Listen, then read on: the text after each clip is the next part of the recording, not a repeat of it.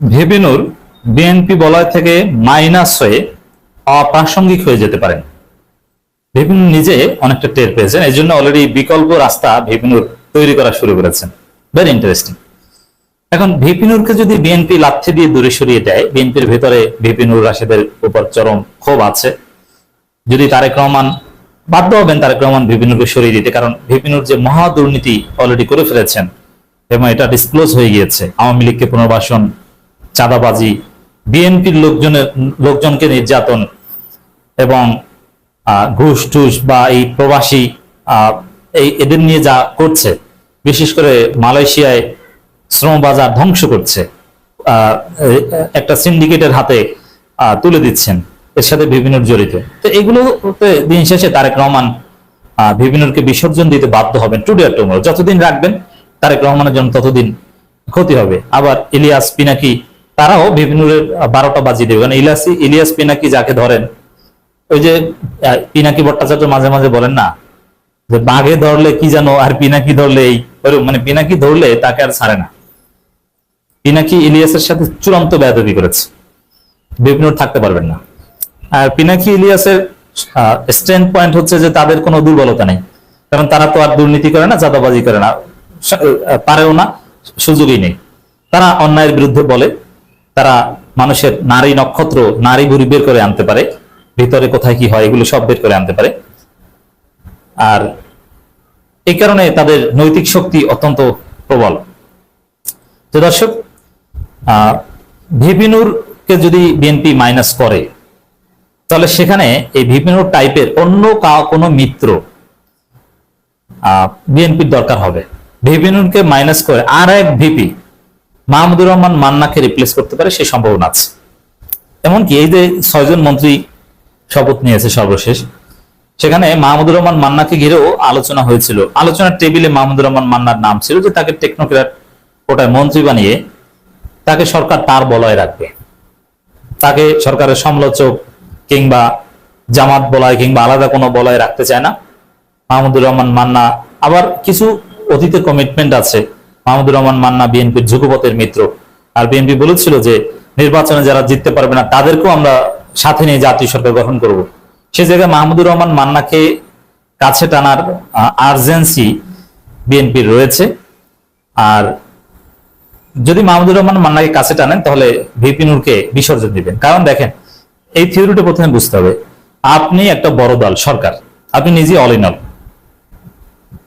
বিএনপির কথা বলছি, বিএনপি নিজেরাই অল ইন অল। তারা এককভাবে নিরঙ্কুশ সংখ্যাগরিষ্ঠতা নিয়ে ক্ষমতায় এসেছে এবং তারা অনেক বড় শক্তিশালী দল। বাংলাদেশে তাদের ধারে কাছেও এখন কেউ নেই। তো সেখানে তাদের তো ওইভাবে মিত্র প্রয়োজন হয় না, তারপরে তারা মিত্র রাখছে। এখন তাদের প্রয়োজন নাই। এটা দেখেন, যেমন যখন হাসিনার বিরুদ্ধে কথিত যুগপৎ আন্দোলন চলছিল, তখনকার সময় যুগপথের মিত্র যদি একটা কলা গাছ আসতো, তাকেও বিএনপি গুরুত্বের সাথে গ্রহণ করত।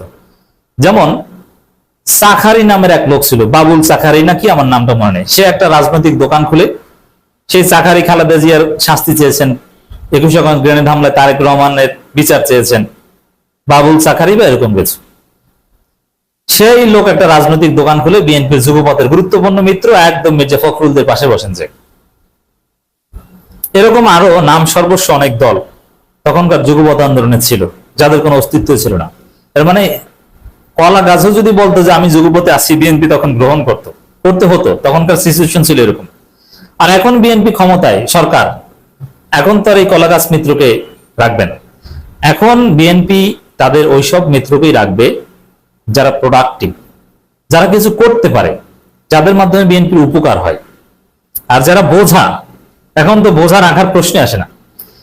বিএনপি ভেবেছিল যে তরুণ প্রজন্মের সাথে বিএনপির অ্যাক্সেস কম, সেক্ষেত্রে ভেবেনুর, রাশেদ, এদের মাধ্যমে তরুণদের সাথে একটা কানেকশন রাখা যায় কিনা, তরুণদেরকে তারা মোটিভেট করবে, তরুণদের একটা অংশকে আমরা কন্টিনিউ করতে পারবো।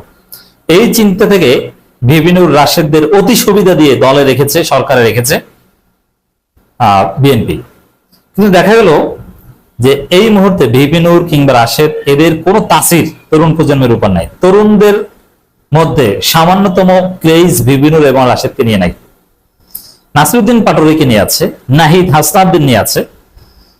আপনি দেখেন তো, আমি চ্যালেঞ্জ দিয়ে বললাম, একজন তরুণ দেখান তো যে ভিপি নূরের মন্ত্রিত্ব দেখে, রাশেদের সচিবগিরি দেখে এনসিপি গণ অধিকার পরিষদে জয়েন করেছে অথবা বিএনপির প্রতি একটু অ্যাট্রাক্ট ফিল করছে, দেখাতে পারবে না। মানে কোন তরুণ ভিপি নূরকে আইডল মনে করে না, একজনও না। রাশেদকে আইডল মনে করে না, সবাই ভিপি নূর রাশেদকে নিয়ে ট্রল করে এবং চাটায়। তো এতে বিএনপি যে কারণে রাশেদ নূরকে অতি সুবিধা দিয়ে নিজ দলের ত্যাগী নেতাদের বঞ্চিত করে তাদেরকে এমপি মন্ত্রী বানিয়েছে, সচিব বানিয়েছে, কোন আউটপুট তো পাচ্ছে না। লাভ কি?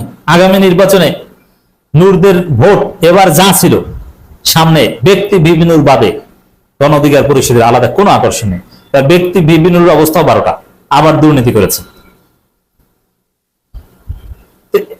আবার গণ অধিকার পরিষদের সক্ষমতা কি? এটা 12 ফেব্রুয়ারি নির্বাচনকে কেন্দ্র করে বিএনপিরও জানা ছিল না, কিন্তু এবার তো জানা হয়ে গেছে যে কেউ নেই।